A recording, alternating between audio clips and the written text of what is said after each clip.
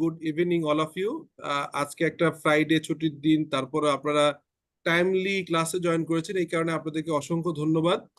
আমি প্রায়শই যে কথাটা বলি সেটাই হচ্ছে যে আমরা অ্যাকাউন্টেন্টরা নিজেদেরকে আসলে ইকুইপ করি না। অর্থাৎ আমি আপনাদেরকে একটা প্রসঙ্গে বলি, আজকে আমরা পড়বো হচ্ছে basically recognition of plant property equipment, measurement, তারপরে হচ্ছে এটার অ্যাকাউন্টিং এন্ট্রি গুলো কিরকম হয় আইএফআরএস অনুযায়ী, এবং সে অনুযায়ী আমরা হচ্ছে এটার ডিরেকগনিশন কিরকম হয়, ডেপ্রিসিয়েশন কিরকম হয়, ডিরেকগনিশন অথবা ডিসপোজাল, এডিশন কিরকম হয়, তারপরে হচ্ছে আমাদের কস্ট মেথডটা কি, রিভ্যালুয়েশন মেথডটা কি, এই বিষয়গুলো নিয়ে আমরা ডিসকাশন করব। তার আগে যে কথাটা বলছিলাম, আমার খুব পছন্দের একটা বই হচ্ছে সেভেন হ্যাবিটস। সেভেন হ্যাবিটস এর লাস্ট যে হ্যাবিটটা, সারা পৃথিবী বিখ্যাত বই, স্টিভেন কোভের যে বইটা সেভেন হ্যাবিটস, এটা হচ্ছে দ্য হাইলি ইফেক্টিভ পিপল। এটা হচ্ছে মানুষের লাইফে সাকসেস আনবার জন্য, স্পেশালি কর্পোরেট লাইফের যে ধরনের হ্যাবিট গুলো ক্রিয়েট করতে হয় সেটা নিয়ে এই বইটা। খুবই প্রমিনেন্ট, সারা ওয়ার্ল্ড ব্যাপী top highest selling, top selling book. এক দুই নম্বরে অলওয়েজ ছিল লাস্ট 15 ইয়ার্স 20 ইয়ার্স ধরে। তো এখানে একটা লাস্ট যে ইয়েটা আছে আপনার হ্যাবিটটা, এটার নাম হচ্ছে শার্পেন দ্য স। অর্থাৎ আপনি যখন কাট কাটার একটা গল্প এখানে দেয়া আছে, এই গল্পটা আমি অনেকবার বলেছি, আপনারা জানেন। সেটি হচ্ছে যে একটা অর্গানাইজেশন যারা কাঠ নিয়ে ব্যবসা করে, অর্থাৎ জঙ্গল থেকে বৈধ উপায়ে কাঠ কাটে, গাছ কিনে কাঠ কেটে এনে মার্কেটে আপনার হচ্ছে ফার্নিচার তৈরি করবার জন্য ইয়ে বিক্রি করে, লগ বিক্রি করে, গাছের লগ বিক্রি করে। তো এই অর্গানাইজেশনে একটা একটা লোক অনেকদিন যাবত কাজ করে, যে গাছ গাছ কাটছে, আর একজন নতুন জয়েন করেছে। এক বছর পরে যখন দুজনে স্যালারি বাড়ানো কোশ্চেন আসছে, তখন যে পুরাতন, যে 6 7 10 বছর ধরে কাজ করে, তার বেতন খুব কম বেড়েছে, হয়তো 10% বা 5% বেড়েছে। আর যিনি নতুন জয়েন করছে এক বছর, তার হয়তো 15% বেড়েছে। তো এইটা দেখে যিনি পুরনো এমপ্লয়ি, উনি খুব অভিযোগ করলেন, খুব মন খারাপ করলেন। উনি ম্যানেজমেন্টকে যে বললেন কেন এটা করা হচ্ছে। তো ম্যানেজমেন্ট বলল, এই অ্যান্সার আমি আপনাকে দিতে পারবো না, আমরা আপনাকে দিতে পারবো না। রেদার নতুন যে এমপ্লয়ি, লেটসে তার নাম ধরেন ডেভিড, ডেভিড কেন বেশি টাকা পায় ডেভিডই বলতে পারবে। তার এক বছরে এমন কি করলো যে আমাদের থেকে বেশি টাকা বেতন পেলো, আর আপনি পুরনো এমপ্লয়ি হওয়ার পরেও আপনার থেকে আপনার বেতন অত বাড়লো না। তখন ডেভিডকে উনি যে জিজ্ঞেস করে, তো ডেভিড তখন ওনাকে একটা কোশ্চেন করে। কি কোশ্চেন করে কেউ বলতে পারবেন? What was the question? কি কোশ্চেন ছিল এটা?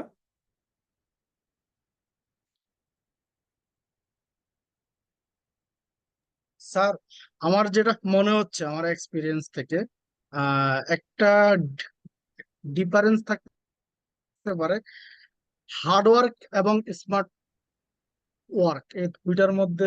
Maybe smart work. গুড। যিনি বললেন ওনার নাম হচ্ছে, খালেদ আপনার নাম? স্যার। ও খালেদ, হ্যাঁ ঠিক খালেদ। আছে। খালেদ, হ্যাঁ খালেদ মাসাল্লাহ ক্লাসে পার্টিসিপেট করার চেষ্টা করে, থ্যাংক ইউ। ওনারটা আক্ষরিক অর্থে না হলেও কাছাকাছি গেছে, বইয়ের যে ঘটনাটা বলা আছে সেটার কাছাকাছি গেছে। ওইখানে ওই ডেভিড তাকে কোশ্চেন করে যে আপনি তো রেগুলার গাছ কাটেন, তো আপনার যে কুঠারটা আছে, যে আপনার যেটা দিয়ে আপনি গাছ কাটেন, ওইটা কত ফ্রিকোয়েন্টলি আপনি ধার দেন, মানে ওই কুঠালটাতে কত পর পর আপনি ধার দেন। বলে এটা তো মানে গত সপ্তাহে দিয়েছিলাম। তখন বলে টিপসটা হচ্ছে, আপনি আমার থেকে আগে আসেন, আমার থেকে বেশি পরিশ্রম করেন, কিন্তু আপনি ওই যে কুঠারটাতে রেগুলার ধার দেন না, আপনার ওই যে শার্পেন দ্য স করা হয় না, মানে আপনি ওই যে সটাকে শার্প করেন না। ফলে আপনি এফোর্ট বেশি যায় কিন্তু রেজাল্ট কম আসে। তো এই কথাটা বলার প্রসঙ্গে যেটা খালিদ বলছিল কাছাকাছি মিলে যায়, সেটা হচ্ছে যে আপনি যখন কাজ করেন, কাজ ধরেন একটা, কেউ এক্সেলে একটা কাজ করছে বা একটা ইয়ে করছে, সে যদি এক্সেল এর খুব এক্সপার্ট হয়, যে কাজ যিনি হচ্ছে খুব এফোর্ট দিয়ে খুব ইয়ে করে কাজ করে আধা ঘন্টায় কাজ করলো, আর যিনি এক্সপার্ট এক্সেলে খুব এক্সপার্ট, তার হয়তো এটা লেগে গেল হচ্ছে 10 মিনিট। সিমিলারলি আমাদের লাইফেও আমরা যখন কাজ করি, আমরা accountant, all R here accountant, তখন আমরা যখন ক্যারিয়ারে প্রমোশন কিভাবে পাই, যখন সিএফওর সামনে যাই, যখন একটা রিপোর্টিং এর ইস্যু আসে, তখন অ্যাসেট রিকগনিশন কিরকম হবে, IS 1 কি বলছে, ক্যাশ ফ্লো প্রপারলি করতে পারি কিনা, এই কোশ্চেন গুলো দিয়েই কিন্তু ইনক্রিমেন্টাল হয়। অর্থাৎ কাজ সবাই করে, কিন্তু নলেজ বেস যদি কাজ হয়, যদি আমরা জেনে কাজ করি, কোশ্চেনেবল, মানে কোশ্চেন করে করে শিখি, সব সময় নিজে সেলফ সেলফ লার্নার হই, তাহলে কিন্তু এই জায়গাটা কাজে লাগে। এনিওয়ে এই কথাটা বলার উদ্দেশ্য হচ্ছে যে আপনারা এই প্রফেশনাল লাইফে এত বছর পরে অনেকে অনেক বছর কাজ করেছেন, এই সিএফও কোর্সে কেন ভর্তি হলেন, আইএসআইএফআরএস এর এই কোর্সে কেন আসছেন, অনলি টু শার্পেন দ্য স, আপনি রেগুলার ট্রেনিং এর মাধ্যমে আপডেট থাকতে চান। সো এই কথাটা একটু মানে অনেকদিন পর আপনাদের সাথে দেখা হলো, আমার মনে হলো যে আপনাদের সাথে শেয়ার করি। সো আদারওয়াইজ আমার কাছে মনে হয় যে মোটিভেশন দরকার হয়, কেন করব আমরা, কেন লার্নিং করব। তো যাই হোক, এখন আমাদের ক্লাসের টপিকস অনুযায়ী যেভাবে বলছিলাম, আপনারা অলরেডি আমাদের তারেক কামাল স্যার উনি অলরেডি ক্লাস করেছেন হচ্ছে আইএস 1, 2 এবং 7। আজকে আমি করছি হচ্ছে আইএস 16। আর এমনিতে আইএফআরএস 18 এর উপর একটা ক্লাস গত ক্লাসে নিয়েছিলাম, ক্লাসটা কমপ্লিট হয় নাই, বাদ বাকি ক্লাসটা আমি রেকর্ডেড দিব, বাট এখন আমি 16 শুরু করছি। তো 16 এর যে টপিক সেটা হচ্ছে PP, plan property and equipment recognition. হ্যাঁ, তারপরে হচ্ছে মেজারমেন্ট, ডেপ্রিসিয়েশন কিভাবে করতে হয়, রিভ্যালুয়েশন কিভাবে করতে হয়, ডি রিকগনিশন অথবা ডিসপোজাল। আর হেডটার নাম হচ্ছে প্ল্যান প্রপার্টি অ্যান্ড ইকুইপমেন্ট। ঠিক আছে, এই হচ্ছে আমাদের মোটামুটি আমাদের আজকের টপিকস। সো আমরা এখন ক্লাসটা শুরু করতে চাই যেভাবে বলছিলাম। তো ফার্স্ট অফ অল হচ্ছে যে আমাদের কি হয়, IS 16 plan property equipment guidelines on recognition, measurement, depreciation of asset, আর হচ্ছে accurate financial reporting for accurate financial reporting. অর্থাৎ আপনি যখন আপনি যখন একটা ইনকাম স্টেটমেন্ট ব্যালেন্স শিট তৈরি করবেন, তখন বেশ কয়েকটা আইএসআইএফআরএস, অলমোস্ট সবগুলো আইএসআইএফআরএস আপনার লাগবে। তার ভিতরে এই আইএস 16টার সাথে রিলেটেড কি কি আরো আইএস আছে, আপনারা একটু লিখে নেন, নোট রাখেন। আইএস 36 এর সাথে আছে, সরি আইএস 16 এর সাথে রিলেটেড আইএস আছে হচ্ছে আইএস 36, আইএস 38, এই দুইটা খুবই, আইএস 40, এই তিনটা আইএস খুবই রিলেটেড, কাজে লাগবে। ঠিক আছে, তো এখন মূলত আপনার হচ্ছে আইএস 16 হচ্ছে প্ল্যান প্রপার্টি এন্ড ইকুইপমেন্ট, এবং এটা রিকগনিশন, মেজারমেন্ট, তারপরে ডেপ্রিসিয়েশন এবং ডি ডি রিকগনিশন। এটা কেন? ফর অ্যাকুরেট ফাইন্যান্সিয়াল রিপোর্টিং, এটা হচ্ছে এর অবজেক্টিভ। ওকে, দেন আমরা যদি পরের স্লাইডে যাই, আমরা দেখব যে কি হচ্ছে। The objective of IS 16 is to prescribe the accounting treatment for plant property equipment, আমরা জানি। আর এখানে যে প্রিন্সিপালের কথা বললাম, রিকগনিশন অফ অ্যাসেট।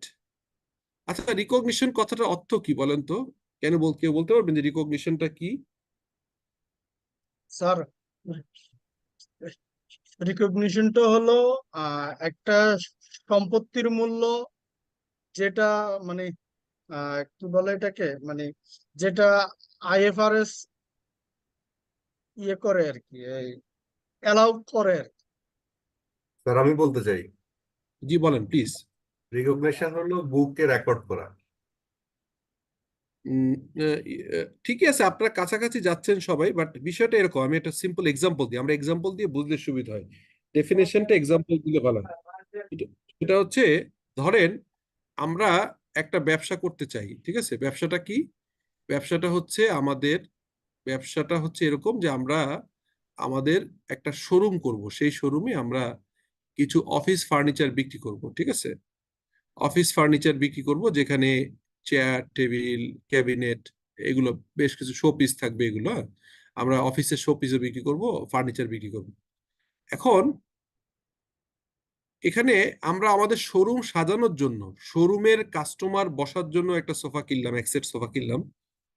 তারপরে আমাদের নিজেদের ক্যাশ বক্সের জন্য, ক্যাশের যে ম্যানেজার বসবে, ম্যানেজারের জন্য টেবিল কিনলাম। তাহলে একটা ম্যানেজার টেবিল কিনলাম, যেখানে ম্যানেজার শোরুমের ইনচার্জ বসবে, যেখানে আপনার সাথে আবার ক্যাশ বাক্স থাকবে।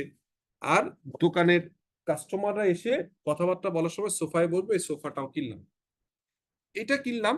আর সঙ্গে সঙ্গে আমরা প্রায় 20 set table, chair, executive table, এগুলা অফিস এক্সিকিউটিভ সোফা, এগুলো কিনলাম বিক্রি করবার জন্য। এখন তাহলে দুই ধরনের অ্যাসেট আমরা কিনলাম। একটা অ্যাসেট কিনলাম আমরা ইউজ করবার জন্য, টু প্রডিউস রেভিনিউ, আমাদের দোকানের কাস্টমারকে সাপোর্ট দেওয়ার জন্য, আমি স্টাফদের বসার জন্য আমরা কিছু ফার্নিচার কিনলাম, এটা একটা পারচেজ। আর একটা পারচেজ করলাম, যেটা হচ্ছে যে আমরা এটা বিক্রি করব। এখন এই দুইটা পারচেজের রিকগনিশন কোনটা কি হবে বলেন তো? যেটা আমরা ব্যবহার করব রেভিনিউ রিকগনিশনের জন্য, সেটা হবে আমার ক্যাপিটাল Asset. অ্যাসেট, মানে নন কারেন্ট অ্যাসেটে যাবে। আর যেটা আমি সেল করব, রেভিনিউ জেনারেশন হবে, ওইটা হবে আমার ইনভেন্টরি। আচ্ছা, প্রথম আপনি যেটা ক্যাপিটাল অ্যাসেট বলছেন, এটার নাম হচ্ছে plant property equipment, formal property plant equipment. হ্যাঁ, এটা হচ্ছে প্রপার্টি প্ল্যান্ট ইকুইপমেন্ট, এটা হচ্ছে ফর্মাল পোশাকি নাম। তাহলে আপনি ইউ আর রাইট, যেটা হচ্ছে আপনি অফিস ফার্নিচার হিসেবে ম্যানেজার্স টেবিল অথবা সোফা সেট কিনলেন কাস্টমারে বসার জন্য, এবং আপনার অফিসের এক্সিকিউটিভদের বসার জন্য চেয়ার কিনলেন, all are consider as recognise as asset. সেটাকে কি হলো, আমরা পিপিই বললাম, হ্যাঁ, প্রপার্টি প্ল্যান্ট এন্ড ইকুইপমেন্ট। আর যেগুলো আমরা হচ্ছে বিক্রি করার জন্য কিনলাম ওটা ইনভেন্টরি। এখন ওইটা কোন আইএস এর আন্ডারে হবে, যেটা কি বিক্রির উদ্দেশ্যে কিনলাম, ওটা কোন আইএস এর আন্ডারে হবে? ওটা IS2 তে যাবে। IS2। তাহলে IS2 রিকগনিশনে, IS2 recognition it as an inventory, আর যেটা আমরা অ্যাসেট ইউজ করব ওইটা হচ্ছে প্ল্যান্ট প্রপার্টি ইকুইপমেন্ট। এই যে এক ধরনের একই জায়গা থেকে কেনা, একই সাপ্লায়ার দিয়েছে, দুইটা ভাগ করে ফেললাম, এইটা কি হচ্ছে রিকগনিশন ক্রাইটেরিয়া, যে কোনটা আমি ইনভেন্টরি হিসেবে রিকগনাইজ করব। এবং এরপরে ইনভেন্টরি ভ্যালু কত, এটা কিনেছি কত দামে, তারপরে আমরা কতটুকু লোডিং চার্জ দিয়েছি, কতটুকু ট্রাক ভাড়া দিয়েছি, কতটুকু আনলোডিং খরচ দিয়েছি, এই খরচগুলো যখন যোগ করা হয় তখন এই ইনভেন্টরির এই টোটাল কেনা এবং তার আপনার কারেন্ট শোরুমে আনা পর্যন্ত রেডি টু কস্ট, এই ক্যারিং কস্ট সহ এই খরচগুলোকে বলা হয় যে ওই ইনভেন্টরিটা রিকগনাইজ করলেন, ইনভেন্টরি মেজারমেন্ট করলেন যে কত টাকার খরচ গেল।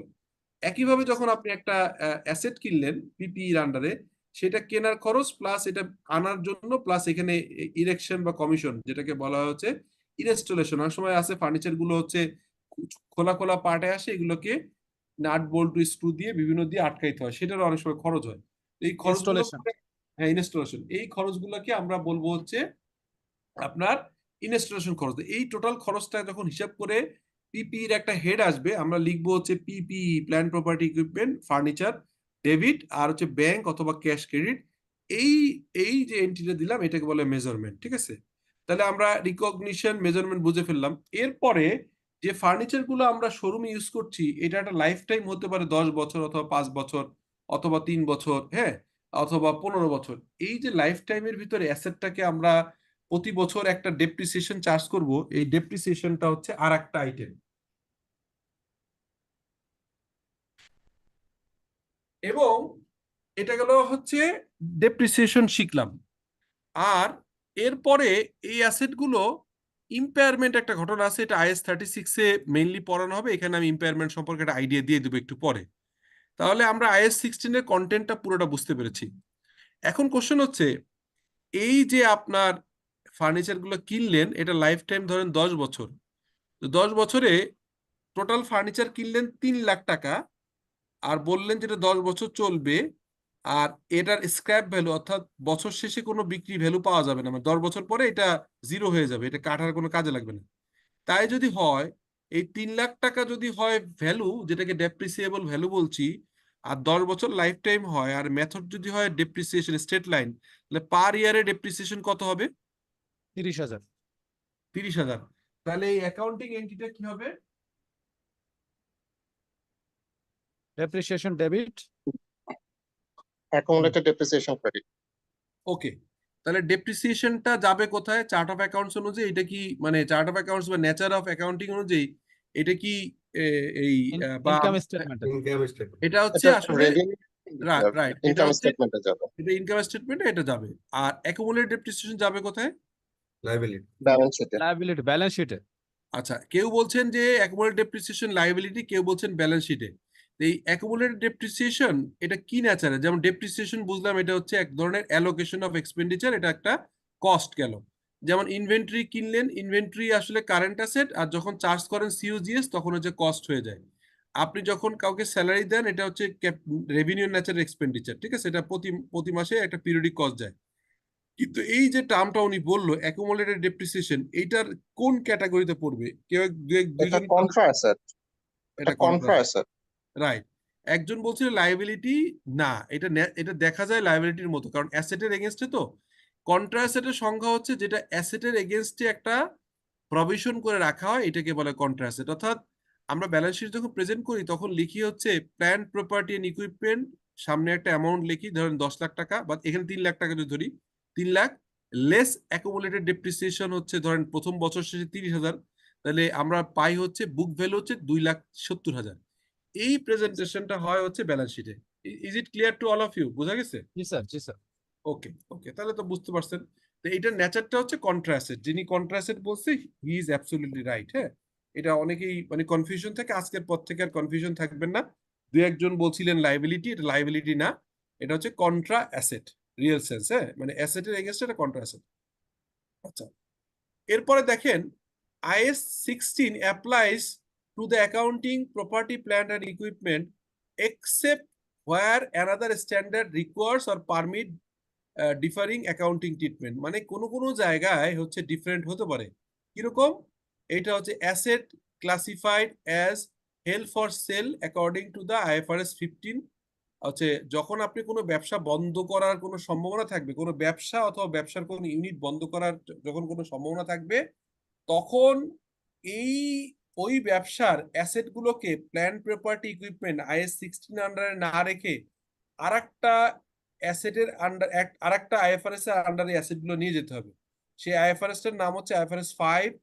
এটার নাম হচ্ছে নন current asset held for sale and discontinue operation.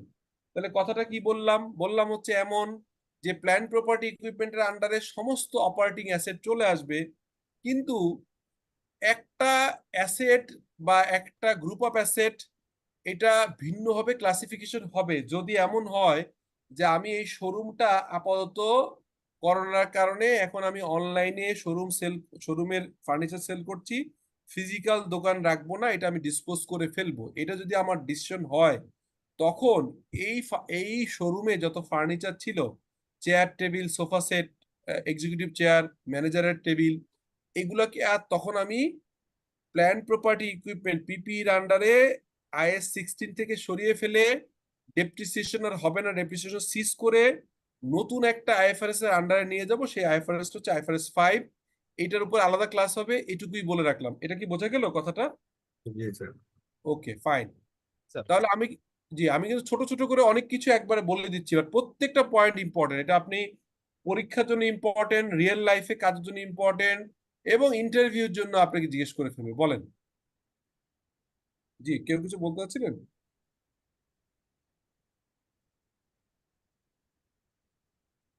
ওকে, তাহলে একটা গেল। সেকেন্ড হচ্ছে biological asset related to the agriculture activity accounted for under IAS 41। এগ্রিকালচারের যদি কোনো অ্যাসেট থাকে, অর্থাৎ ধরেন এগ্রিকালচারের আন্ডারে আপনি একটা, লেটস সে আমি ধরলাম যে আপনার ইয়ে আছে, এই যে ভেড়া। হুম, তো ভেড়া যদি আপনি কিনে ভেড়াই বিক্রি করে ফেলেন, ভেড়া কিনে ভেড়াই বিক্রি করলেন, তাহলে এটা হবে ইনভেন্টরি। আর ভেড়া কিনে যদি ভেড়াটা আপনি এখানে পালন করেন এবং আস্তে আস্তে ভেড়ার থেকে লোম কেটে নিয়ে লোম বিক্রি করেন, তখন ওই ভেড়াটা ওয়ান কাইন্ড অফ অ্যাসেট হবে, কিন্তু সেই অ্যাসেটটা বায়োলজিক্যাল। এটা পিপি এর আন্ডারে আসবে না, এটা বায়োলজিক্যাল অ্যাসেট আসবে। এটার হেডিং হবে হচ্ছে IAS 41, যেটাকে বলা হবে বায়োলজিক্যাল অ্যাসেট। তার মানে অ্যাসেট হলেই যে সব পিপি তে আসবে IAS 16 তা না। কিছু অ্যাসেট যেতে পারে হচ্ছে IFRS 5 এর আন্ডারে, কিছু কিছু অ্যাসেট যেতে পারে IAS 41 এর আন্ডারে। আর এক ধরনের অ্যাসেট আছে, সেটাকে বলা হয় exploration and evaluation of asset recognise in accordance with IFRS 6। exploration for an evaluation of mineral resources, mineral rights and mineral reserve such as oil, natural gas and similar non-generative resources. এইটার মানে হচ্ছে, IAS 41 নিয়ে একটা question ছিল। বলেন please বলেন। আচ্ছা, sir আপনি তো বললেন যে আমি ধরো যে একটা ভেড়া কিনে ওইটা বড় করলাম, ওইটা থেকে কিছু পার্ট বিক্রি করলাম, তখন এটা এগ্রিকালচার। এখন যদি এমন হয় যে আমি ওইটা বিক্রি করব না, ওইটা আমার বিজনেসের কাজে ব্যবহার করব, সেই ক্ষেত্রে এটা কোথায় যাবে? ভেড়াটা আমার একটা ঘোড়া আছে, ওইটা দিয়ে আমি মানে মাল টানতেছি, আচ্ছা, এখন সেক্ষেত্রে এখন যদি ঘোড়া মাল টানার জন্য ইউজ করেন আর ঘোড়ার সাথে যদি গাড়ি থাকে, এইটা আবার হচ্ছে তখন আপনি যদি এগ্রিকালচার অ্যাক্টিভিটিস না, আপনার কাজটা এরকম যে আপনার ব্যবসা আছে, ব্যবসার জন্য আপনি ট্রাকেও মালামাল টানেন, আর আগেরকার স্টাইলে কেউ হয়তো ঘোড়া কিনে ঘোড়ার সাথে একটা ইয়ে বসিয়ে দিয়ে আপনার মালামাল টানছে, তখন কিন্তু এই ঘোড়া সহ গাড়িটার ভ্যালুটা প্রপারলি অ্যাকাউন্টিং করে পিপির আন্ডারে আসবে। কারণ ওই ঘোড়া নিয়ে আপনি কোনো এগ্রিকালচার অ্যাক্টিভিটিসও করছেন না, অথবা ওই ঘোড়াটা দিয়ে ঘোড়ার মাংস যেমন গরুর কি হয়, গরু কিনে লালন পালন করে বড় করে এটাকে মাংস মোটা তাজা করে কোরবানির সময় বিক্রি করে দিয়ে, এটা একটা অ্যাক্টিভিটিস, তাহলে এটা ইনভেন্টরি হয়ে যাবে। আবার গরু কিনে রাখছি, গরুর মাংস ভাগ ভাগ করে বিক্রি করবো, যেটা ইনভেন্টরি হবে। গরু কিনে রাখছি, গরুর দুধ বিক্রি করব, এইটা হচ্ছে হবে এই প্ল্যান্ট প্রপার্টি ইকুইপমেন্টের আন্ডারে বায়োলজিক্যাল অ্যাসেট, আর দুধটা হবে আপনার ইনভেন্টরি। Inventory. কিন্তু যদি ঘোড়াটা আপনি মালামাল বহনের কাজে, ফ্যাক্টরি থেকে মালামাল আনা বা এই ধরনের কাজে ইউজ করেন, তখন এটা আবার রেয়ার কেস হিসেবে এগ্রিকালচারাল 41 এর আন্ডারে না যেয়ে এটা আবার IS 16 এর আন্ডারে আসবে। কারণ আপনি এটা কিনেছেন ফর ইওর ট্রান্সপোর্টেশন, এটা দিয়ে আপনি আপনার মেইন ব্যবসার ইনভেন্টরি, যে ইনভেন্টরি গেলে কিনেন এগুলোকে আপনি ইনভেন্টরি ক্যারি করার জন্য ইউজ করেন, যেমন আপনি একটা ট্রাক অথবা একটা লরি অথবা এই ধরনের বিষয়গুলো আপনি যেভাবে কাজ করেন সেই একইভাবে তখন এটা IS 16 আন্ডারে আসবে। আচ্ছা, exploration and evaluation asset recognise in accordance with IFRS 6, এই যেটা বলছিলাম।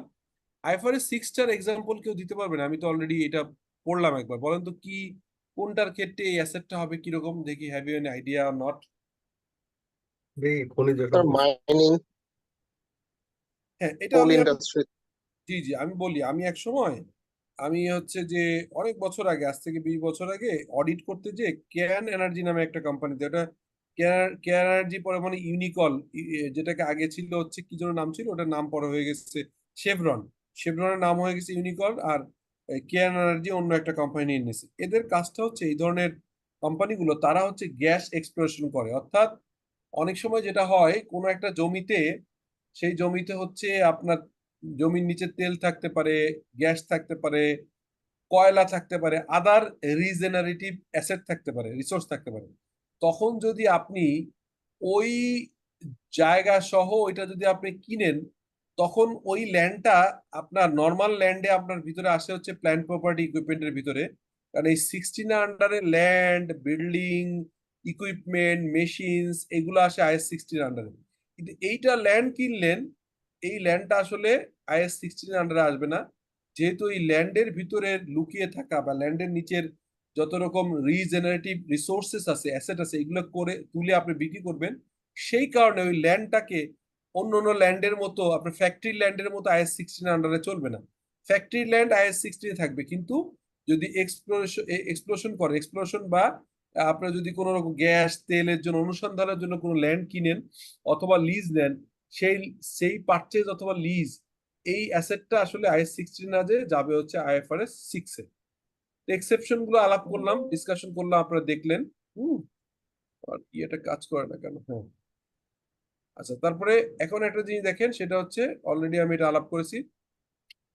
তার মানে প্ল্যান্ট প্রপার্টি এন্ড ইকুইপমেন্ট এইভাবে হয়। প্ল্যান্ট প্রপার্টি ইকুইপমেন্ট পারপাস হয় প্রোডাকশন অথবা রেন্টাল অথবা অ্যাডমিনিস্ট্রেটিভ ইউজ। অর্থাৎ ফ্যাক্টরিতে যত ইকুইপমেন্ট আছে, যত মেশিন আছে, যত ফার্নিচার আছে, এগুলো হচ্ছে প্রোডাকশনের জন্য যায়।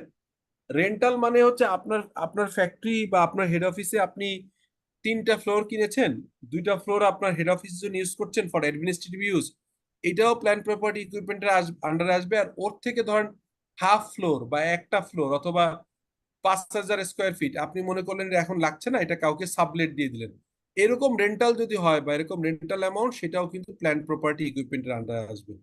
এখানে কন্ডিশন হচ্ছে এই ধরনের অ্যাসেট গুলো, যেটা হচ্ছে প্ল্যান্ট প্রপার্টি ইকুইপমেন্টের পারপাস,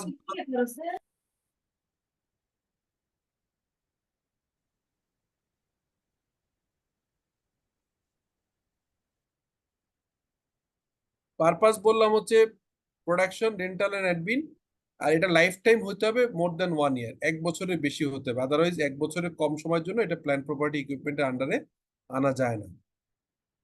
আচ্ছা, আরেকটা, এটার হচ্ছে রিকগনিশন একটা ক্রাইটেরিয়া আছে, এই ক্রাইটেরিয়াটা হচ্ছে খুব ইম্পর্টেন্ট, আপনারা খুব মনোযোগ দিয়ে খেয়াল করেন। সেটা হচ্ছে যে কোনো অ্যাসেট, যে কোনো অ্যাসেট যদি প্ল্যান্ট প্রপার্টি এন্ড ইকুইপমেন্ট হতে হয়, তাহলে দুইটা আছে। একটা হচ্ছে ফিউচার ইকোনমিক বেনিফিট, অর্থাৎ যে জমিটা আপনি কিনবেন ল্যান্ড, সেটা জন্য আপনার দখলে থাকে, ওই ল্যান্ড থেকে যত রেভিনিউ জেনারেট হবে এটা আপনার ঘরে আসবে, অথবা আপনি এখানে ওই ল্যান্ডটা ইউজ করে একটা অফিস করবেন, যে অফিস আপনি অ্যাডমিনিস্ট্রেটিভ পারপাস ইউজ করবেন, অর্থাৎ ওই ল্যান্ডটার ফিউচার ওইটা ইউজ করে যত ফিউচার ইকোনমিক বেনিফিট যত সুবিধা হবে এটা আপনার পেতে হবে। এবং এই ল্যান্ডটা যদি ভেঙে যায় বা একটা ইকুইপমেন্ট কিনলেন আগুন ধরে যায়, এই ইকুইপমেন্টটা ল্যান্ড ফার্নিচার মেশিন গাড়ি এটা রিওয়ার্ডটা যেমনি আপনার হবে, অর্থাৎ এই গাড়িটার ওনার আপনি হবেন, এই গাড়িটা আপনি কমফোর্টেবল ইউজ করবেন, এর বেনিফিট আপনি নিবেন।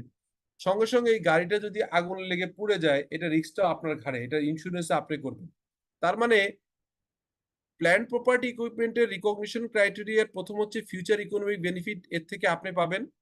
এইটার অ্যাসেটের যত রিওয়ার্ড আছে, যত রকম এখান থেকে রিওয়ার্ড পাওয়া সম্ভব সব আপনার, যেহেতু আপনি কিনেছেন।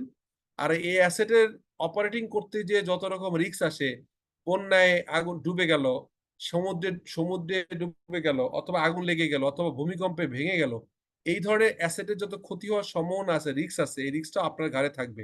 এটা হচ্ছে প্ল্যান্ড প্রপার্টি ইকুইপমেন্টের হচ্ছে রিকগনিশন ক্রাইটেরিয়া। আর একটা ক্রাইটেরিয়া হচ্ছে এই কস্টটা রিজনেবলি মেজার করতে হবে, অর্থাৎ একটা অ্যাসেট কিনলেন, যে অ্যাসেটটার ভ্যালু আপনি জানেন না। একটা ল্যান্ড কিনলেন, যার কাছ থেকে কিনছেন আপনার পরিচিত আত্মীয় বললো যে নেও ভাই, রেজিস্ট্রেশন করে নাও, একটা টোকেন মূল্যে দেখাও যে ল্যান্ডটার বাজার মূল্য আছে 5 কোটি টাকা, তুমি রেজিস্ট্রেশন দেখাও 10 লাখ টাকা। কিন্তু এখনো সে বলে নাই ল্যান্ডটা আপনাকে দিয়ে দিয়েছে, কিন্তু ল্যান্ডটা কত টাকায় বিক্রি করলো, এটা কি 5 লাখে করলো, নাকি 4.5 লাখে করলো, নাকি 3 লাখে করলো, নাকি 4 লাখ, নাকি 6 লাখ, বা সরি কোটি, 6 কোটি বা 6 লাখ, এই যে কত টাকায় এইটা আপনাকে হ্যান্ড ওভার করলো, এই কস্টটা যতক্ষণ পর্যন্ত রিজনেবলি মেজার হবে না ততক্ষণ পর্যন্ত কিন্তু আপনি এটাকে প্ল্যান্ড প্রপার্টি ইকুইপমেন্ট হিসেবে ঢুকাইতে পারবেন না। তো তার মানে প্ল্যান্ড প্রপার্টি ইকুইপমেন্ট হিসেবে রিকগনিশন করবার জন্য ক্রাইটেরিয়া হচ্ছে future economic benefit of the asset should be flow to the entity first. Then হচ্ছে এটার যত রকম রিওয়ার্ড আছে ভবিষ্যতে সব আপনি পাবেন। এইটার যত ক্ষতি হওয়ার সম্ভাবনা আছে রিস্কগুলো আপনার ঘাড়ে থাকবে। এবং এই প্রপার্টিটা, এই প্ল্যান্ড প্রপার্টি ইকুইপমেন্ট পিপিই খরচটা রিজনেবলি মেজার করতে হইতে হবে, আদারওয়াইজ এটাকে প্ল্যান্ড প্রপার্টি ইকুইপমেন্ট আকারে নেওয়া যাবে না। সো ক্রাইটেরিয়া মানে recognition criteria clear or not? Full clear? G sir clear. এখানে জি একটা স্যার কোশ্চেন ক্লিয়ার। আছে স্যার।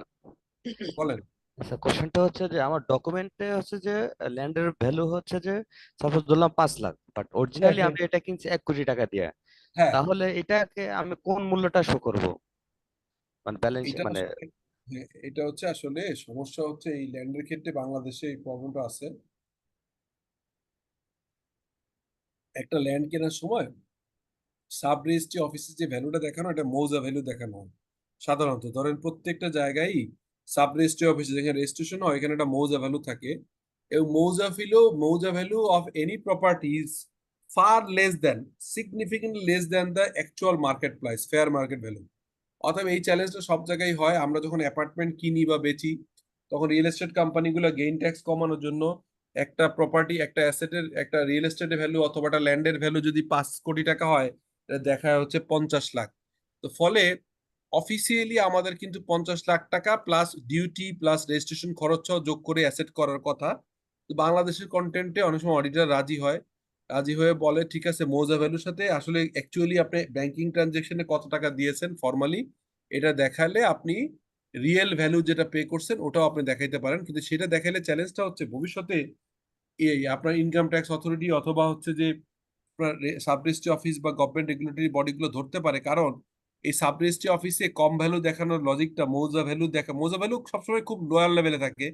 এই লোয়ার লেভেলে দেখার কারণ হচ্ছে যিনি সেলার, যিনি বায়ার, তো সেলার হচ্ছে গেইন ট্যাক্স দেওয়ার কথা, কিন্তু সেলার গেইন ট্যাক্স না দিয়ে বায়ারের ঘাড়ে শিফট করে দেয়, বায়ার যে কিনে ওনাকে গেইন ট্যাক্স দিতে হয়। এখন 50 টাকার প্রপার্টি যদি 50 কোটি টাকায় বিক্রি করে, ধরেন 5 কোটি টাকার প্রপার্টি যদি 5 কোটি টাকাই দেখায়, তাহলে এই প্রপার্টিটার বুক ভ্যালু যদি তার 1 কোটি টাকা থাকে, তাহলে 5 কোটি টাকা তার হচ্ছে পারচেস কনসিডারেশন। আর তার বইতে দেখা যাচ্ছে 1 কোটি, তাহলে 1 কোটি থেকে 5 কোটি বিয়োগ দিলে যে 4 কোটি টাকা থাকে, এই 4 কোটি টাকা ইজ ইউর গেইন, এই ক্যাপিটাল গেইন। এই ক্যাপিটাল গেইনের উপরে আবার অ্যাপ্লিকেবল ট্যাক্স রেটে দিতে হয়। এই কারণে অনেক অর্গানাইজেশনে মৌজা ভ্যালু দেখে এইটার ধরেন 1 কোটি টাকার ভ্যালু, মৌজা ভ্যালু 1 কোটি টাকায় দেখায়, আর 40 লাখ টাকা 4 কোটি টাকা মূলত ব্ল্যাক হয়ে যায় মার্কেটে। এই রিয়েল এস্টেট সেক্টরে বহুত ব্ল্যাক মানি এই কারণে আছে।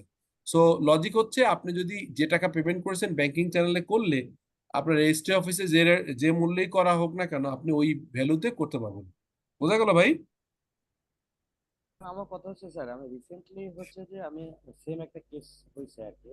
হ্যাঁ এখন হচ্ছে যে আমি তাহলে কোনটা করব? আমার ডকুমেন্টে যা আছে তাই তো আমার ব্যালেন্স শিটে হচ্ছে হ্যাঁ, থাকবে, তাই দেখাবেন, তাই আর দেখাবেন। বাকি টাকাটা তাহলে আমি কিভাবে আউট করব? এটা তো আপনি 2 নম্বরই করছেন। মানে আপনি যদি ডকুমেন্টে দেখান, আমি কি বললাম, আমার অ্যান্সার তো আপনি দিয়ে দিছি। যদি কোনো অর্গানাইজেশন ফেয়ার রিপোর্টিং করে তাহলে সে যে ভ্যালুতে কিনছে ওই ভ্যালুই দেখাবে, ওই ভ্যালুর উপর ট্যাক্স দিবে, ভ্যাট দিবে, গেইন ট্যাক্স দিবে, সবকিছু দিয়ে ওইটাই অ্যাকাউন্টিং করবে। এখন আপনি যদি 2 নম্বরই করেন যে আপনি 50 কোটি টাকা কিনে 5 কোটি টাকার উপর ট্যাক্স ভ্যাট দেন, তাহলে এটা আপনি কি করবেন আপনার বিষয়। ফেয়ার ফেয়ার হচ্ছে যে টাকা দেখাবেন, যে টাকা অ্যাকচুয়ালি পে করবেন সেই টাকার উপরে ট্যাক্স ভ্যাট দিবেন, সেই টাকাই আপনি রিকগনিশন করবেন। এখন আপনি যদি কমে করেন তাহলে তো অফিসিয়ালি যে টাকায় করছেন ওই টাকাই আপনার দেখানোর কথা, আর বাদ বাকি টাকাটা কোত্থেকে দিবেন এটা তো আসলে একটা অবৈধ টাকা তৈরি হয়ে গেল। এবং সেই অবৈধ টাকার সাজেশন তো আমি দিতে পারবো না। আমার কথা হচ্ছে যে বাংলাদেশের অ্যাপ্লিকেবল যে রুলগুলো আছে, ক্যাপিটাল গেইন ট্যাক্সের যে বিষয়গুলো আছে সেটা ইনকাম ট্যাক্সে বলা আছে, আর আমাদের ফাইন্যান্সিয়াল রিপোর্টিং এ বলা আছে আইএফআরএস আইএস কিভাবে করবেন।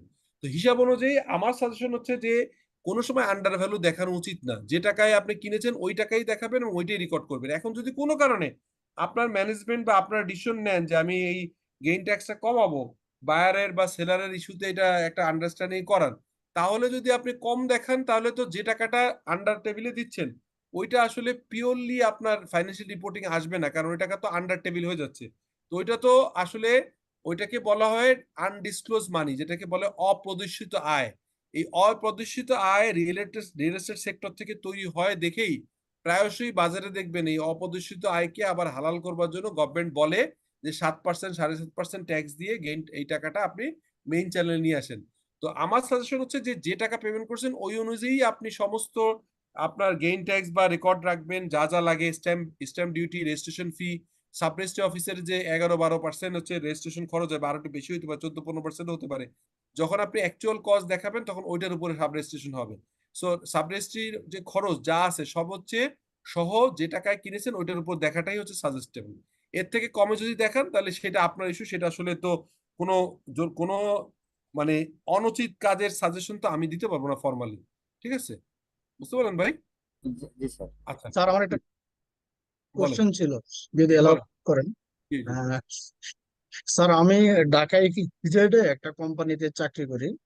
তো হুম, আমার one of the most responsibility হলো আমি একটা গার্মেন্টস এ চাকরি করি। তো স্যার আমার রেসপন্সিবিলিটি হলো ইম্পোর্ট এলসির ফাইন্যান্স পার্ট দেখা, হুম, যেমন এলএটিআর এলসি অ্যাকসেপ্টেন্স। তো স্যার আমার মেন কোশ্চেন হলো আহ, আমাদের অনেক মেশিনারি আমরা ইম্পোর্ট করি। তো হুম, আমার জানা মতো আমি যেটা জানি যে ইনভয়েস ভ্যালুর সাথে যেহেতু আমি এটা বাইরে থেকে ইম্পোর্ট করি, আমার হুম, ট্যাক্স আছে, ডিউটি আছে, বা এটার হুম, ট্রান্সপোর্টেশন কস্ট আছে, আদার হুম, ইনস্টলেশন কস্ট আছে। জি, এইগুলা যোগ করেই তো আমি নেট অ্যাসেট ভ্যালুটা ইয়ে করব। জি। কিন্তু আমরা প্র্যাকটিক্যালি যেটা করতেছি অনলি ইনভয়েস ভ্যালুটাই আমরা অ্যাসেট ভ্যালু হিসেবে কনসিডার করতেছি স্যার। রং রং ভুল, এটা করা যাবে না। আপনার ওর সাথে ডাইরেক্টলি, মানে আমি বলি এটা নাম হচ্ছে ready to use or sale. আপনি যখন একটা মেশিন ইম্পোর্ট করেন সেই মেশিনটা যদি আপনার ফ্যাক্টরিতে না বসানো পর্যন্ত এটা ইউজ করতে পারবে না।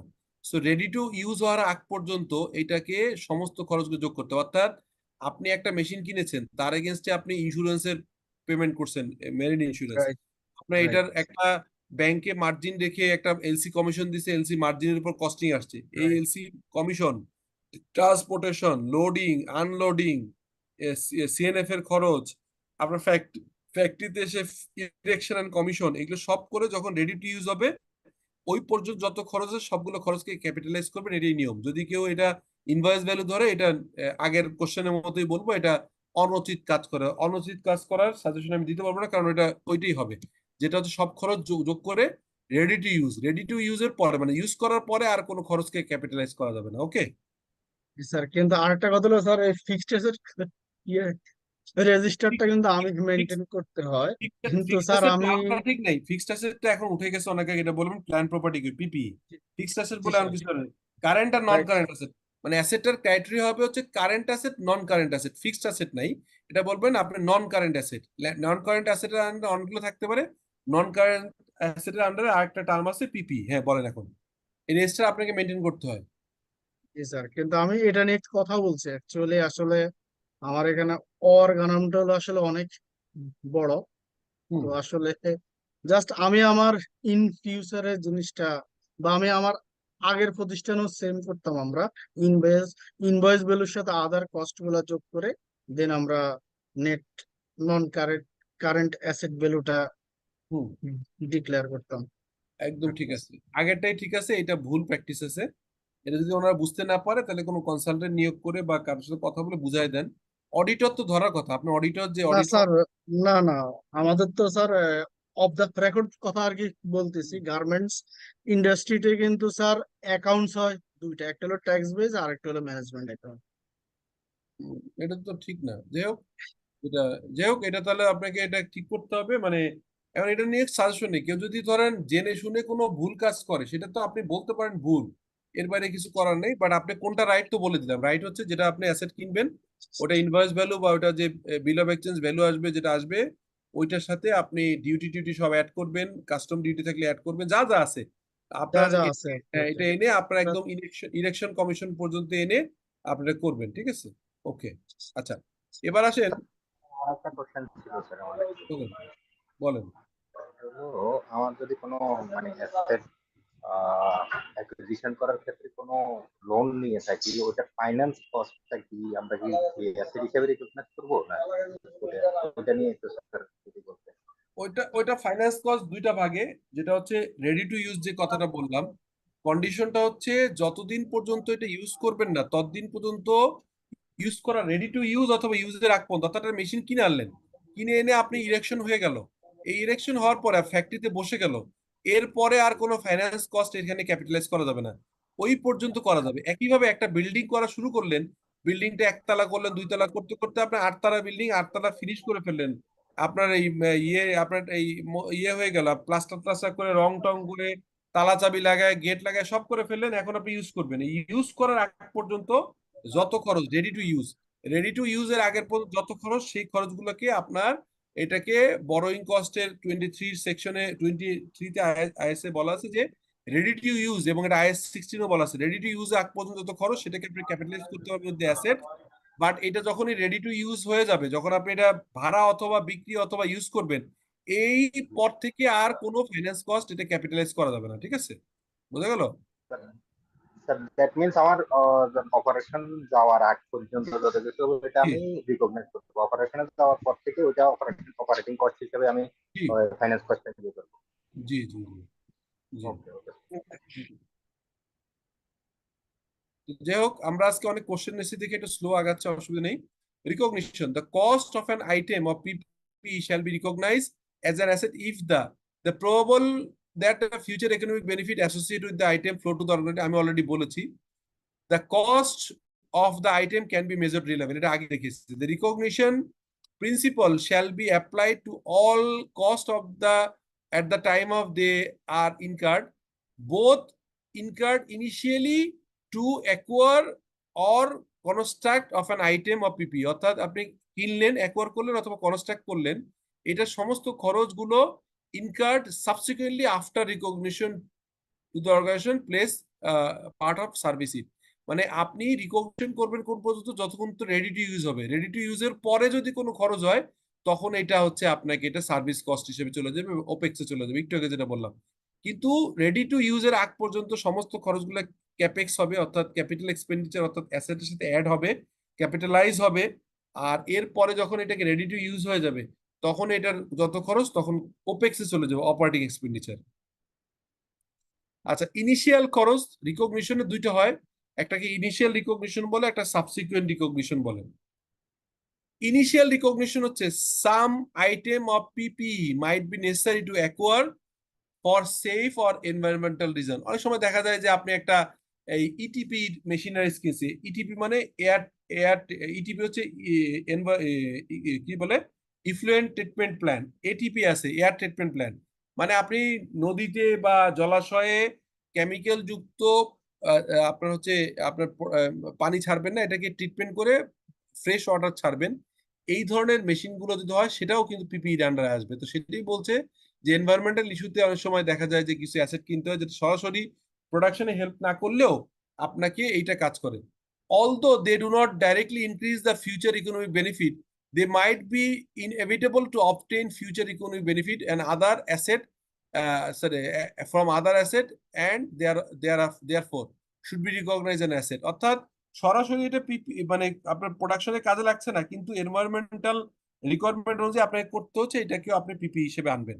For example, water cleaning station mite be necessary in order to proceed with the some chemical process within the chemical manufacture. আমি বললাম যে আপনার এই যে আমরা টিস্যু তৈরি করি, টিস্যুতে ইটিপি তৈরি করে দিতে হয়। ইটিপি না করলে এটা আপনি এই পানিটা যদি জলাশয়ে যায়, আপনি এটা পরিবেশের মামলা খেয়ে অবস্থা খারাপ হয়ে যাবে। এই কারণে এটাকে সরাসরি প্রোডাকশনে হেল্প না করলেও এইটা আমাদের ইনডাইরেক্টলি এটাও পিপি হয়ে যায়। এরপরে সাবসিকুয়েন্ট কস্ট, প্রথম বললাম হচ্ছে আপনার ইনিশিয়াল কস্ট, এরপর হচ্ছে সাবসিকিউশন কস্ট। সাবসিকুয়েন্ট কস্ট হচ্ছে day-to-day servicing of the item shall be recognized in profit and loss incurred because of the just maintain, not enhance item capacity of being future economic benefit. এটা গাড়ি কিনলেন, গাড়িটা either ভাড়া দেন অথবা আপনার office স্টাফের চলাফেরা করে অথবা র মেটেরিয়াল অথবা ফিনিশ গুড ট্রান্সপোর্টেশন লাগে। গাড়ি কিনলেন, গাড়ির invoice value, import value with the duty সব কিছু করলেন, কিন্তু গাড়িটা ইউজ করার পরে এইটা তো ফুয়েল লাগে, গিয়ার অয়েল লাগে, লুব্রিকেন্ট লাগে, এসি ফিল্টার লাগে, এয়ার ফিল্টার লাগে, এরকম ছোট ছোট খরচগুলোকে আর ওই গাড়ির সাথে অ্যাড করা যাবে না। ওইটা করতে হবে কি, ওইটা ওপেক্স আকারে সার্ভিস কস্ট হিসেবে চলে যাবে।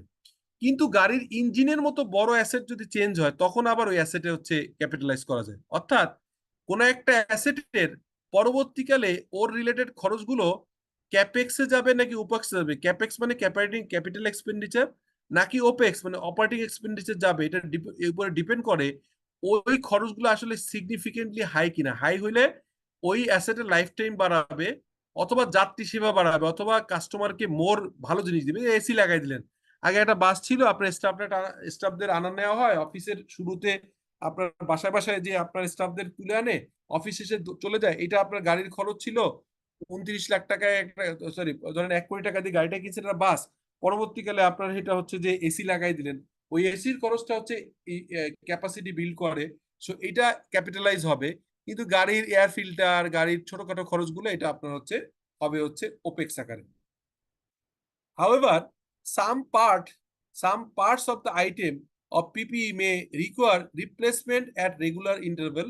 For example, aircraft interior.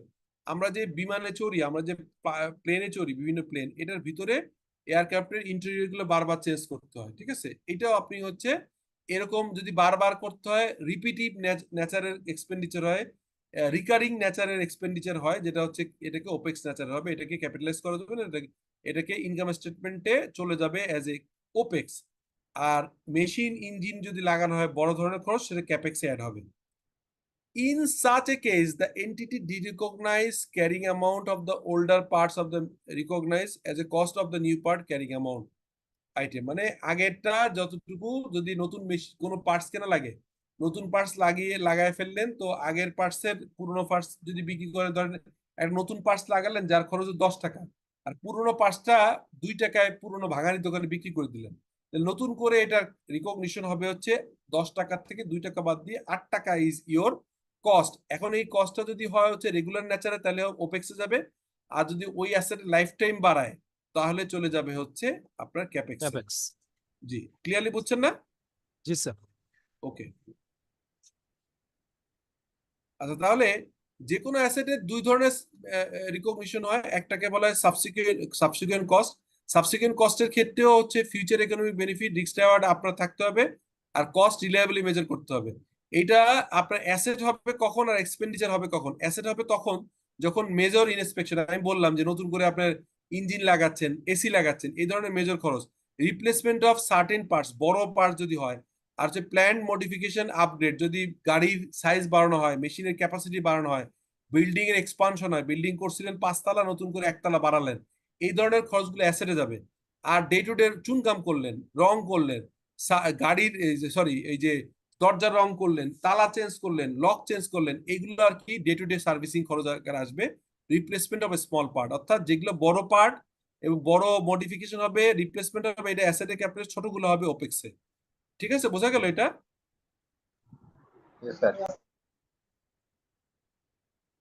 আচ্ছা, এখানে একটা কোশ্চেন আছে, আমাকে এই কেউ একজন পড়ে বলেন যে ওয়ালটন অ্যাকোয়ার্ড একটা প্রেমিসেস, একটা জায়গা কিনছেন, একটা, আমরা যেমন আমাদের সিএ ফার্মটা নতুন করে চেঞ্জ করছি, একটা নতুন বিল্ডিং এ, ফুল বিল্ডিং আমরা ভাড়া নিয়ে সেখানে চলে গেছি, তো এরকম একটা ওয়ালটন একটা প্রেমিসেস কিনছে, একটা একটা একটা বিল্ডিং এর একটা স্পেস কিনছে, যেটা কেনার ভ্যালু ছিল 2.5 লাখ টাকা।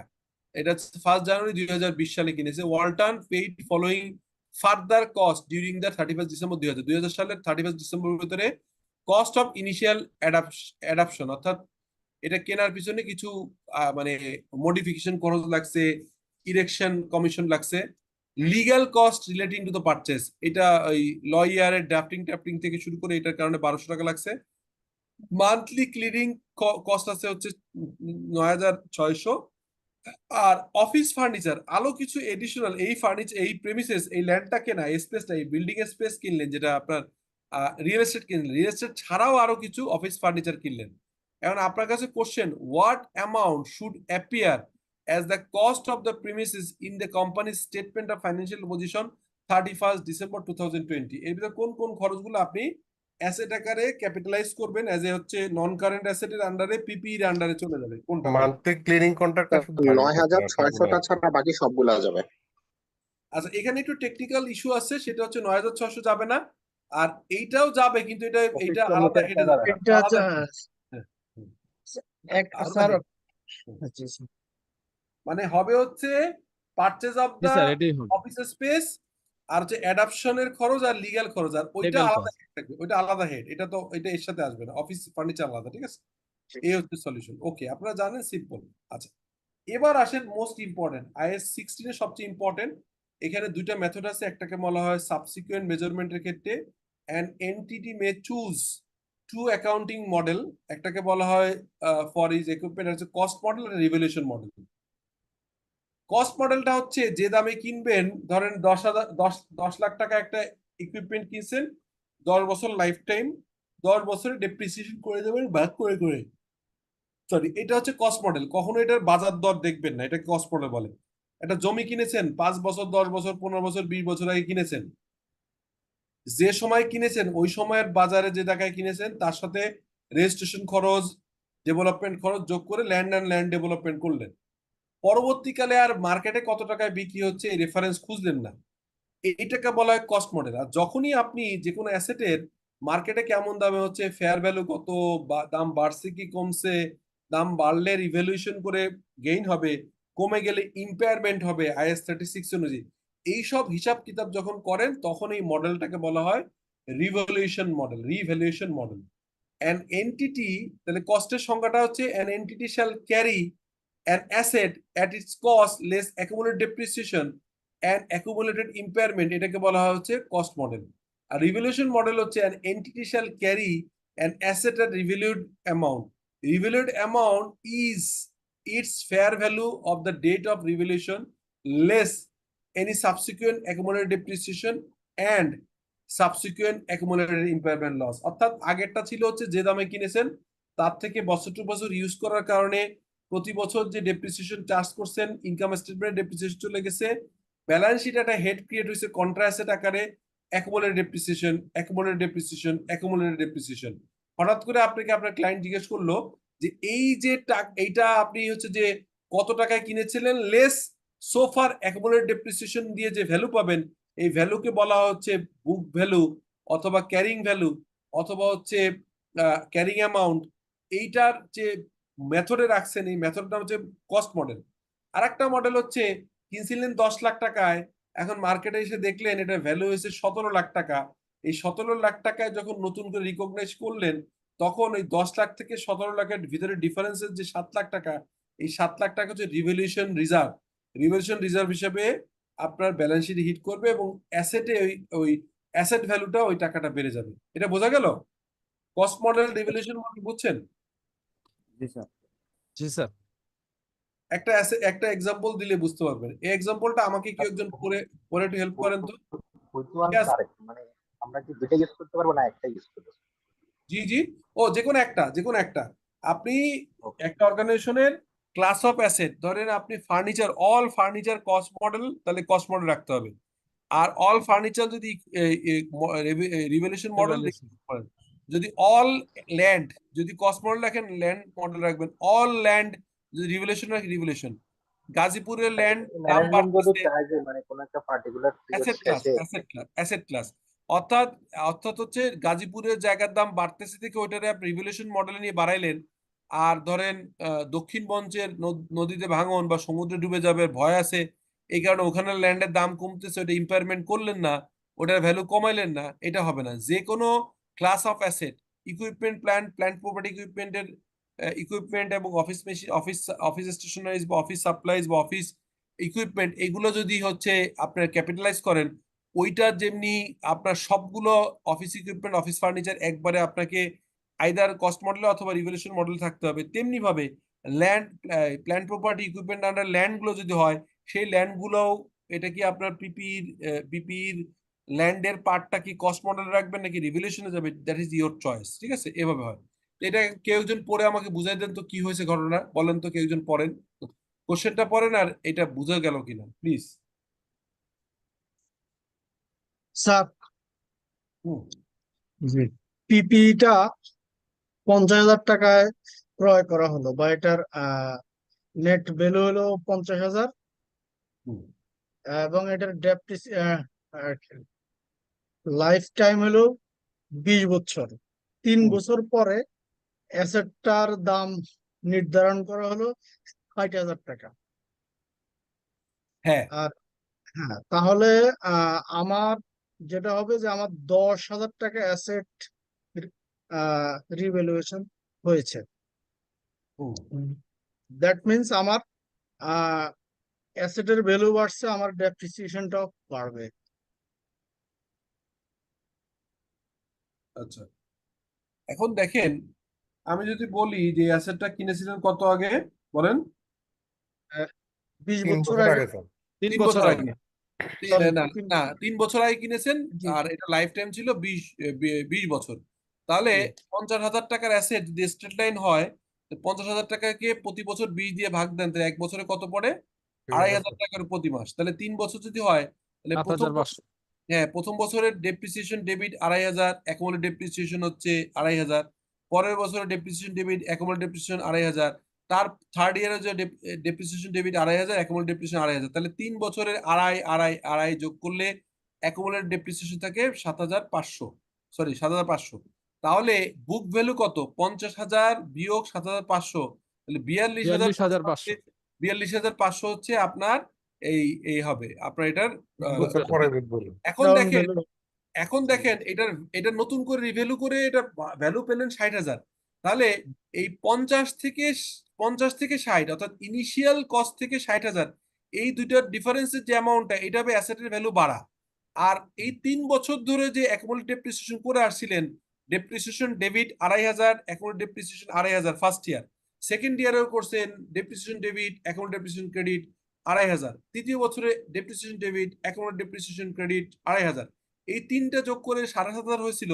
সেই অ্যাকুমুলেট ডেপ্রিসিয়েশনকে যদি ডেবিট করে দেন, তাহলে আলটিমেটলি আপনার রিভ্যালুয়েশন রিজার্ভে চলে আসবে হচ্ছে 17,500, আর অ্যাসেটের ভ্যালু হবে 50 প্লাস 10 ইকুয়াল টু 60। মিলছে মিলছে, বুঝতে পারছেন? স্যার 3 বছর পরে তো আমার অ্যাসেটের দাম 17,500 বাড়ছে, কারণ আমার 3 বছর পরে তো হ্যাঁ, 7,500 বাদ গেছে তো। হ্যাঁ, কিন্তু দুইটা ভাগে হবে। এটার আইএফআরএস হ্যাঁ। 16 অনুযায়ী আপনার ইনিশিয়াল হিস্ট্রিক্যাল কস্ট যে দামে কিনেছেন, সেই ভ্যালুর থেকে উপরের ভ্যালুটাকে হচ্ছে সরাসরি অ্যাসেটের ভ্যালু বাড়ায় দেখাবেন। আর যদি যেটুকু আপনি কিনেছিলেন সেখান থেকে যেটুকু অলরেডি আপনি অ্যাকুমুলেট ডেপ্রিসিয়েশন চার্জ করে আসছেন, ওই অ্যাকুমুলেট ডেপ্রিসিয়েশনটাকে আপনি রিভার্স করে ফেলবেন। কারণ এই অ্যাকুমুলেট ডেপ্রিসিয়েশনের ফিগারটা অলওয়েজ ক্রেডিট হয়, আপনি খেয়াল করছেন। সো ক্রেডিট আইটেমে ডেবিট করবেন। তো ওভারঅল 42,500 থেকে 60,000-এ গেলে রিভ্যালুয়েশন রিজার্ভ অর্থাৎ ব্যালেন্স শিট আইটেম হয়ে যাবে 17,500। স্যার আমি কি একটা কথা বলতে পারি এই ইস্যুতে? বলেন প্লিজ, বলেন। জি, স্যার মেইন কথা হচ্ছে যে আমার আফটার রিভ্যালুয়েশন যে রিভ্যালুড অ্যাসেটটা সেটাই আমার বুক ভ্যালুতে মানে আমার ফাইন্যান্সিয়াল স্টেটমেন্টে যাবে। জি আর জি নিট বুক ভ্যালু থেকে এটার ডিফারেন্সই হচ্ছে আমার রিভ্যালুয়েশন রিজার্ভ। জি জি জি স্যার, ইয়েস আর এটা হচ্ছে আমরা যখন অ্যাকুমুলেট ডেপ্রিসিয়েশন কোনো মানে একেবারে রিভার্স এন্ট্রি দিব থাকবে না তখন 3 অ্যাকুমুলেট বছরের কাছে। ডেপ্রিসিয়েশন ডেবিট আর অ্যাসেট ভ্যালু ক্রেডিট হ্যাঁ সেটা করলেই আবার জায়গায় ফিরে যাবে স্যার। আচ্ছা আচ্ছা, এখন আমি যদি বলি, এখন ধরেন আপনি একটা একটা অন্য এক্সাম্পল দিই, হ্যাঁ, এই 50,000 টাকার 3 বছর ডেপ্রিসিয়েশন করে ফেলছেন।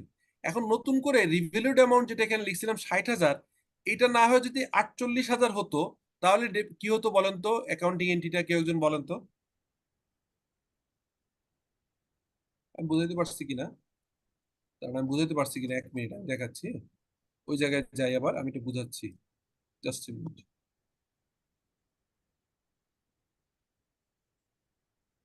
কোশ্চেনটা বুঝাইতে পারছি কিনা আমি নট শিওর, আমি বুঝাই দিচ্ছি। তার মানে স্যার 45,000 টাকার অ্যাসেট 48,000 টাকা হয়েছে। না, 45,000 না তো, একটু দাঁড়ান। আচ্ছা, কোনটা ছিল? এই যে এটা, এই হুম, স্লাইডটা হচ্ছে আমি আপনার কি করলাম, এখানে আমি এটা ডুপ্লিকেট করি আগে, মানে আগেরটা মুছবেন, আমি আপনাদেরকে 45,500। ডুপ্লিকেট ডুপ্লিকেট করে এইখানে এটা ডুপ্লিকেট ডুপ্লিকেট এইটা duplicate of the slide, duplicate. আচ্ছা, ডুপ্লিকেট হলো। এখন আমি উদাহরণ বললাম, পরেরটাই বললাম যে এখানে না হয় এখানে হবে 48। আমার আজকে ল্যাপটপের মাউসটা কোনো কারণে কাজ করছে না। আচ্ছা, তাহলে কি অ্যাকাউন্টিং এন্ট্রি হতো বলেন তো? এখানে কি হতো বলেন? 2,000 টাকা হইতে কি 2,000 হতো? না, আমি 2,000 না, 7 বুক ভ্যালু কত এটা করার পরে, এইটাই 3 বছর পরে বুক ভ্যালু কত দাঁড়াবে? প্রথম আপনি হিসাব করবেন যে 42,500। হ্যাঁ, আপনি এখানে প্রথম কাজ হবে হচ্ছে এই কাজটা করা আপনাকে।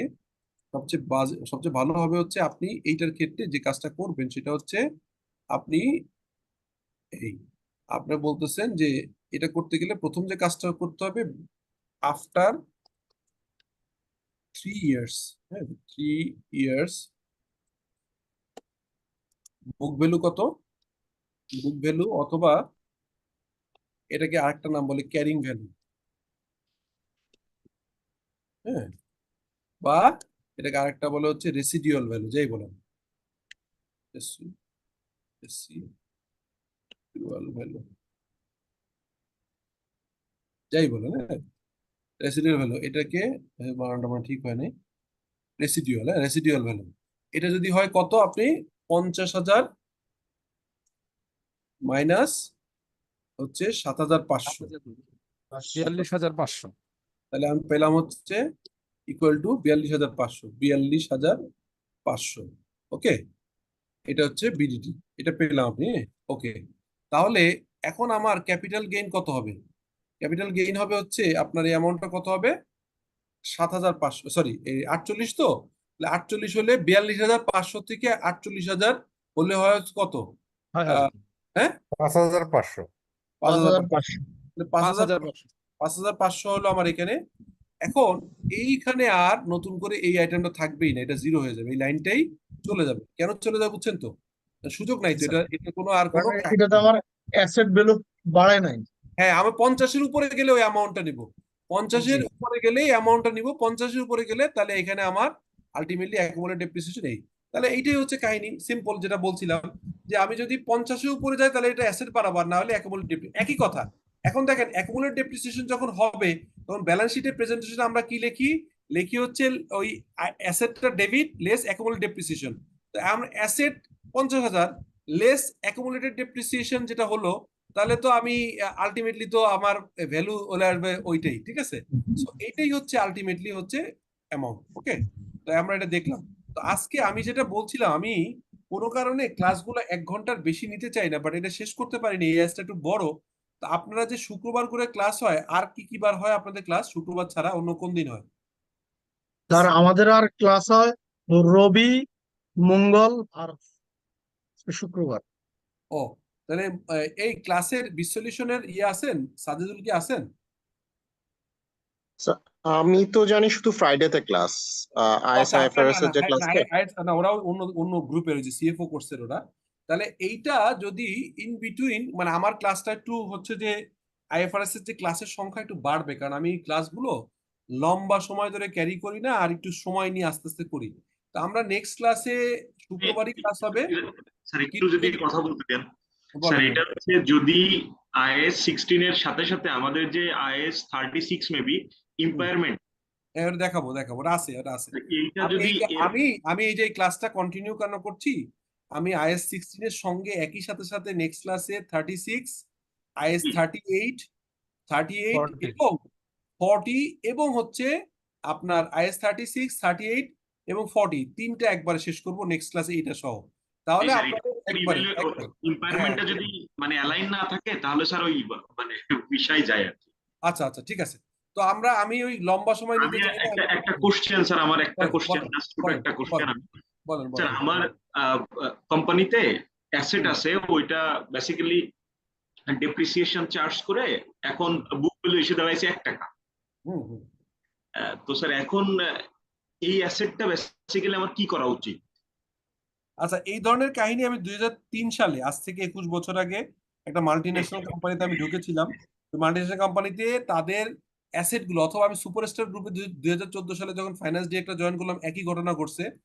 সুপারস্টারটাই বলি, কারণ এটা 2003 সালের কাহিনী বলে লাভ নেই। মাল্টিন্যাশনাল কোম্পানিতে পুরো একটা রিস্ট্রাকচার করছিলাম অ্যাসেটটা, সেটা একটা ভালো কাজ ছিল। বাট 2014 সালে এসিপি আসার সময় আমাদের যে কাজটা হয়েছে, আইআর বাল্ব নামে একটা ফ্যাক্টরি ছিল সুপারস্টার গ্রুপের আন্ডারে, যেখানে মেশিনগুলো লাইফ টাইম, কোনোটা 10 বছর, কোনোটা 15 বছর, বাট কোম্পানির বয়স হয়ে গেছে 20 বছর। তার মানে সবগুলো অ্যাসেটই 1 টাকা করে হয়ে গেছে।